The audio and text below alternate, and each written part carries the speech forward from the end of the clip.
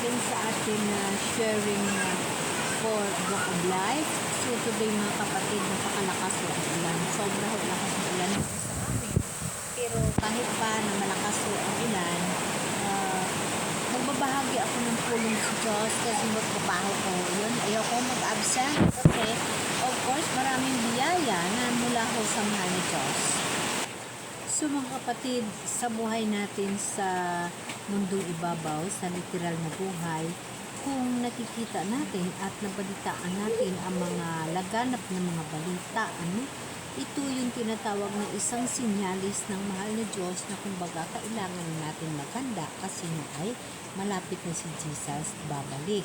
So kumbaga mga kapatid, kailangan natin paghahandaan yung mga bagay na yun kasi sa pagbalik ng mahal na Diyos sa mga kapatid, kailangan malakas at matibay ang ating panampalataya upang tayo ay magkaroon ng biyaya at mayroon tayong tinatawag na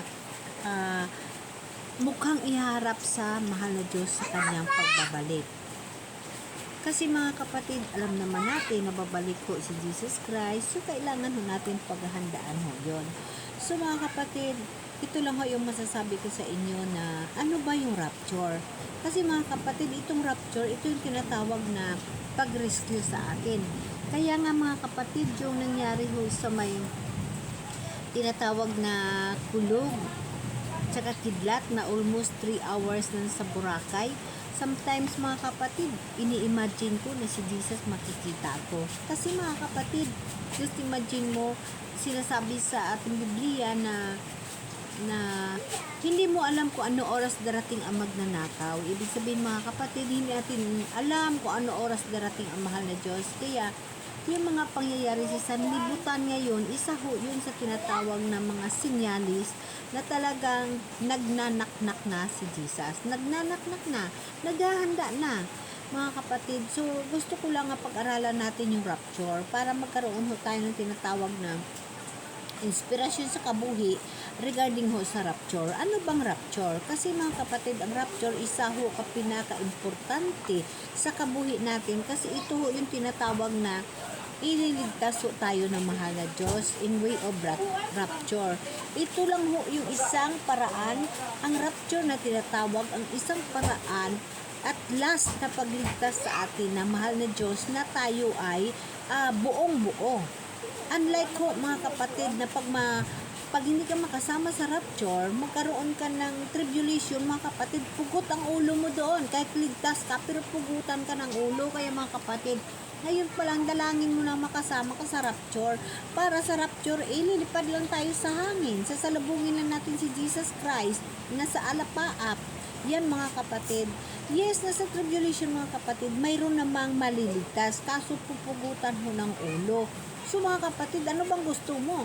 Pugot ng ulo. Yun ang kabayaran ng maligtas ka. Pugutan ka ng ulo.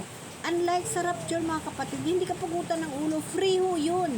Talaga magsasalubong ka kay Jesus Christ sa alapaap, sa hangin mga kapatid. Kaya dapat natin tandaan ang mga bagay na iyon. So mga kapatid, ano bang ibig sabihin ng rapture sa Biblia natin? Alam nyo ba mga kapatid, ito yung tinatawag na pagkatapos natin maagaw sa alapaap. Ibig sabihin mga kapatid, ang rapture, dalawang magkasabay na eksena. Dalawang magkasabay na eksena sa mundong ibabaw. Ito yung tinatawag na rapture, tayo ay mapalangit at sila ay sa lupa. Ibig sabihin, ang tao, dalawa lang kasing bagay mga kapatid. Dalawang sabay yun, rapture. Ibig sabihin, tayo ay sa langit at ang tao ay sa lupa. Ibig sabihin, ang dalawang bagay na yon, ang sa alapaap na masalubong sa mahal na Diyos, yun ang tinatawag na rapture, na i-rescue tayo. Ibig sabihin, like Noah, naging rescue din sila ng mahal na Diyos, pinasakay sila sa arka, di ba? So rescue sila bago ginbigyan ng punishment ng mahal na Diyos ang mundo. Di ba ginanaw niya kaya nawas out ang lahat na tao sa kalibutan? Ito yung mangyayari sa atin Sa atin naman, ang gagawin lang ng mahal na Diyos para maligtas ho yung mga tao na nampalataya sa Kanya, rapture. Kasi si Jesus nasa alapaap, salubungin ho niya ang mga tao na kumbaga kitang-kita mo mga kapatid na nasa hangin ho lahat ng mga tao na nagtitiwala sa mahal na Diyos at may tatak sa noo ng mahal na Diyos, kumbaga ay mga tao na Diyos na talaga yung kanyang ikinabubuhay. Si Kristo ang ulo at siya ang katawan, like sa akin mga kapatid, na ako, ang ulo ko ay si Jesus Christ, ang katawan ko ay ako. Kumbaga lahat na desisyon ko, lahat ng mga nangyayari sa kabuhi ko, sa Diyos ako nagkukuha. O sa Diyos lahat, isip, desisyon, lahat ho sa mahal na Diyos. At ramdam na ramdam ko ho ang pag-guide ng mahal na Diyos sa akin na kumbaga, pag magsipyat ako sometimes mga kapatid, ramdam na ramdam ko nga binabalik ako ng Holy Spirit na aking gabay. Kasi mga kapatid, once na masipyat ho ako mga kapatid, nangyayari ho mga kapatid na sasabihin parang nire-remind ako ng mahal na Diyos na kilala mo ako noon pa. Alam mo na kung ano ginagawa ko sa buhay mo. Ngayon ka pa ba magdududa? Ngayon ka pa ba hihingi ng tulong sa ibang tao o sa kapwa mo tao? Ay simula pa sa akin ka humihingi. So lubos-lubusin mo na. That's why mga kapatid, ang mga pangyayari sa kabuhi ko, talaga binubuong buo ko sa mahal na Diyos. Kaya ramdam na ramdam ko sa kabuhi ko, ikinabubuhay ko yung biyaya na tinatawag na huwag kang aasa sa kahit sino, kahit ano. Sa akin ka lang tumawag. Kay ako ang bahala maggiha sa iyo. Akong bahala magbigay sa isip mo ng mga bagay na yun dapat mo gagawin. Yan mga kapatid ang nangyayari sa kabuhi ko. That's why na ang buhay na kasama ang Diyos, hindi ka mahihirapan. So ibig sabihin mga kapatid, dahil yung topic natin ang rapture, para ho ipaliwanag ko lang sa inyo na ang rapture mga kapatid, dalawang bagay lang itong mangyayari mga kapatid sa rapture. Ito yung mga tao nasa langit at ang mga tao ay nasa lupa. Ibig sabihin mga kapatid, yung nasa langit, ito yung mga kapatid na hukman ka na ng mahal na Diyos, hindi ka hukman ng kasalanan, kundi hukman ka sa ginawa mo dahil maganda ang ginawa mo, maganda ho yung ginagawa mo dito sa buhay, na kasama mo ang Diyos. So kumbaga may regalo ho nga ibibigay ang mahal na Diyos sa iyo. Andito naman sa lupa mga kapatid, ang maiiwan, yun ang tinatawag na 7 taon na tribulation, na kung saan dalawang bahagi din yung mga kapatid. So, ibig sabihin mga kapatid, ang rapture, yung aagawin tayo ba? Aagawin tayo sa darating na unos, sa darating na punishment ng mahal na Diyos. Inuulit ko, kagaya ho kay Noe. Di ba inagaw ng mahal na Diyos si Noe, pinasakay sila sa arka, at ang lahat ng mga tao ay dinlagyan ng punishment nga, yun nga, yung tinatawag na nag-anaw. So, namatay lahat ng mga tao.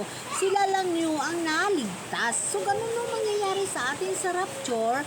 Ang mga tao, kukunin din ni Jesus, maliligtas ka, pero may maiiwan. Yun o ang magganap at makaranas ng tribulation. Now, pag sa tribulation ka mga kapatid, kasi hindi ka nakasama sa rapture, yes, mabubuhay ka pa rin.